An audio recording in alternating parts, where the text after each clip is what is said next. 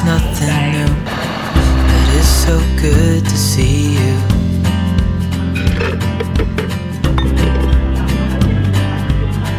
We do this every day, and I'm still so amazed by you. So hold me tight through the night.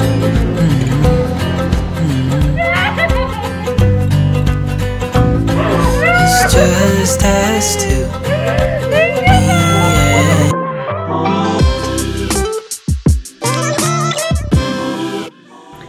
Hello guys, good morning. So today is April pala. April 7. So ano ngayon? Good Friday at we had to open, we had to open kasi fully booked yung Alcoy Plaza na rooms and nag-request si Papa ko na kung pwede mag-duty kami kasi walang makakainan yung mga nagre-rent ng room. So although shortened lang naman, 8 a.m. to 5 p.m. lang kami open today. Kasama ko mag-duty ngayon si Prince, tsaka si Epoy. Si Epoy ay nasa kitchen.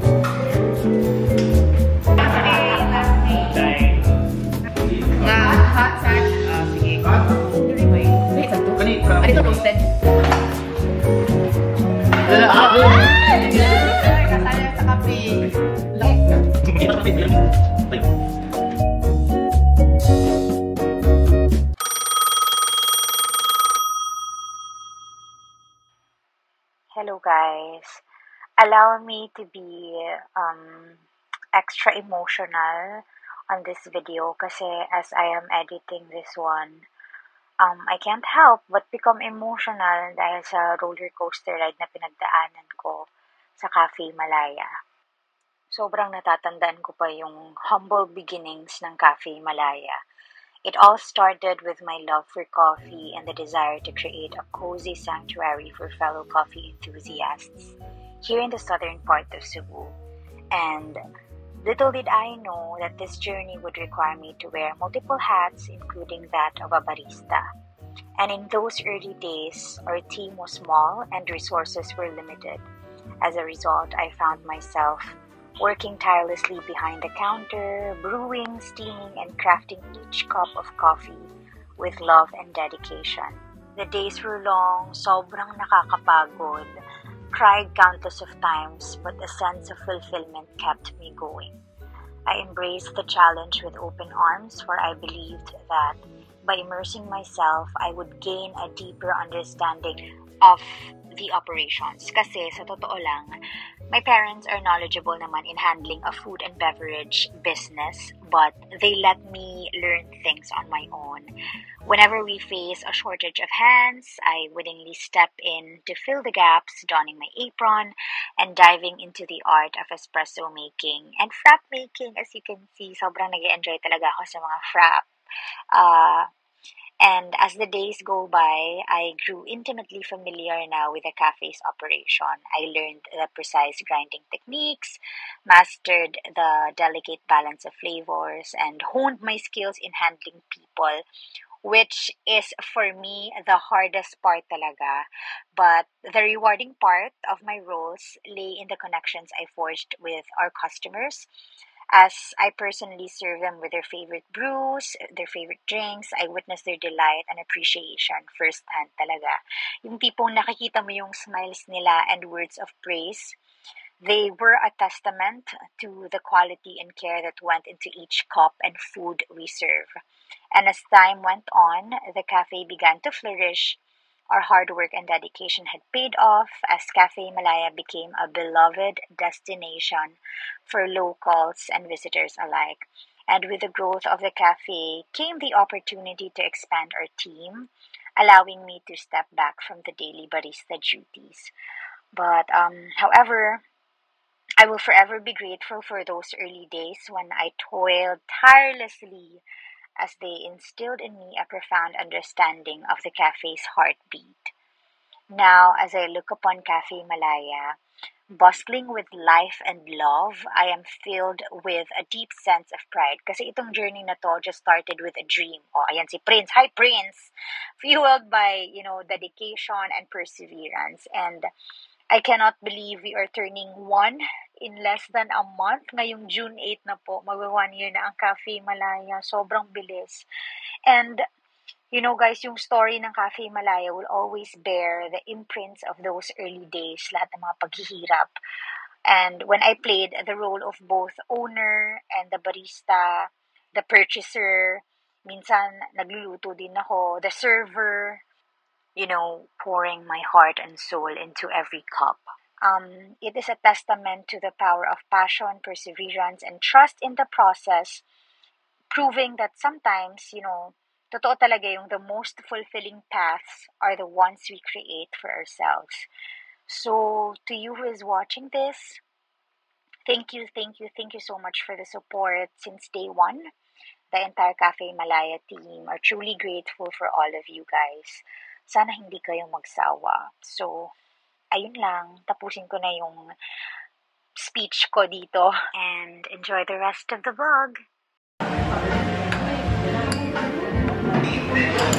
Time check, 5:18. Finally, tapos na kami. Thank you, Dong. Thank you, Langging. Thank you. Thank you for today. Laban. Tomorrow na po. Ako, mga spectators. Congrats, team. Good job. Wow. Inili. Bird.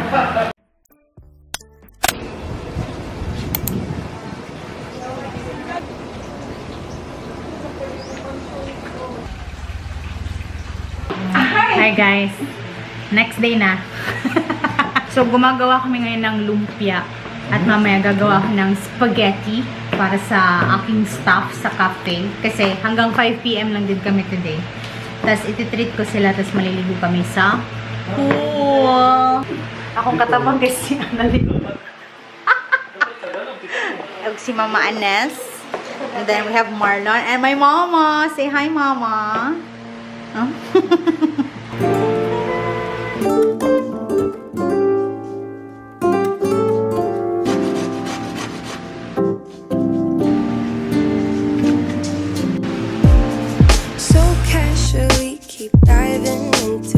Nung sila naman na doon pila na makabukay mo na buhat dahi? 112.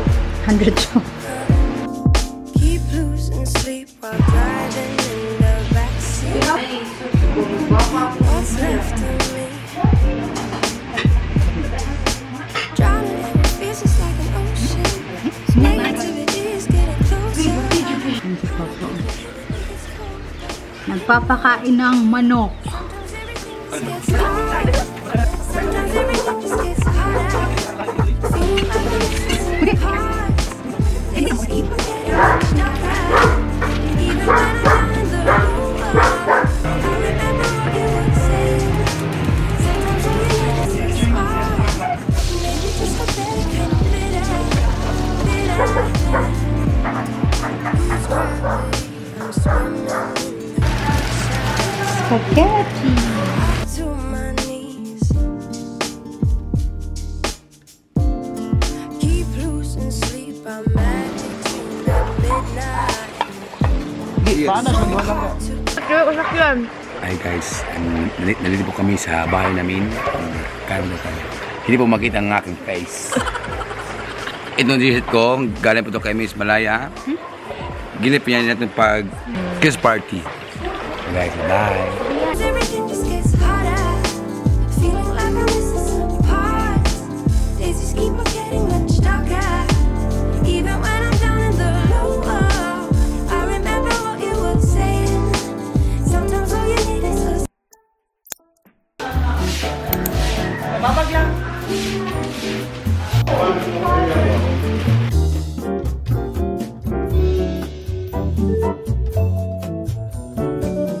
Hello guys! So, blessing din ang pool namin today.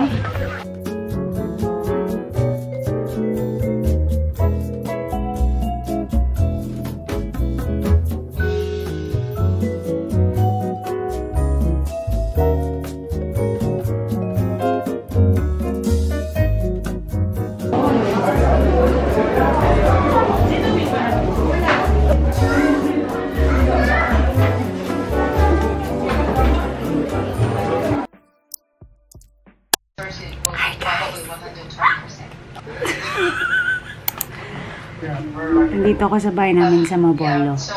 Kasi ngayon lalabas ang bar exam results ng sister ko. Dito siya nagtatago.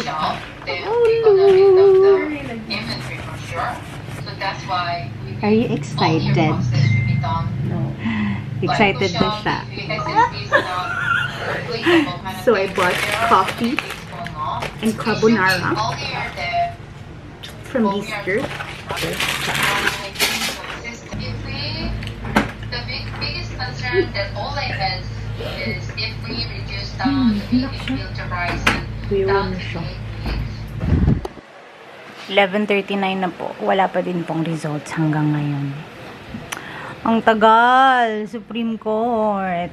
All the volunteers and court personnel who tirelessly work to ensure the success of the 2020 examination.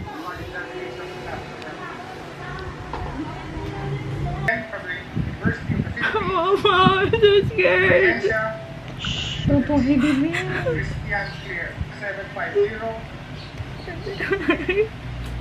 7% from Sunbelt Reyes.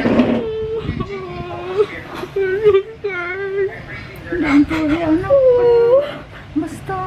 8th place with a grade of 86.90. Ito siya nakilala. Taraji R. Rashid Jamil. I hope I pronounced that correct. Loading at imay.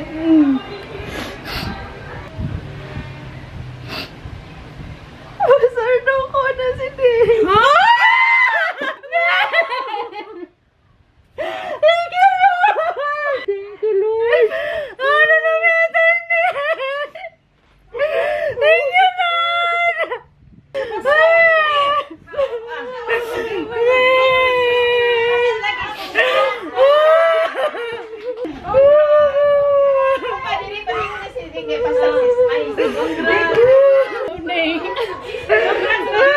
Congrats in town ng Macaraeg. Oo, Macaraeg, Malaya. Macaraeg!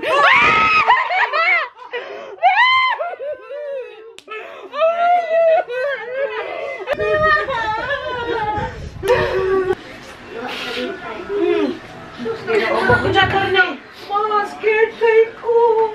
Kalman lang kay. Attorney, how do you feel? How do you feel, babe? Happy. Ah! Uy! Ano ba yung attorney? Mga katiguan nga na mo dire. Hi! Doon sa'yo masulti ni Ismay to. Pa-picture, baby. Yan! Ano gusto ka ninyo, baby?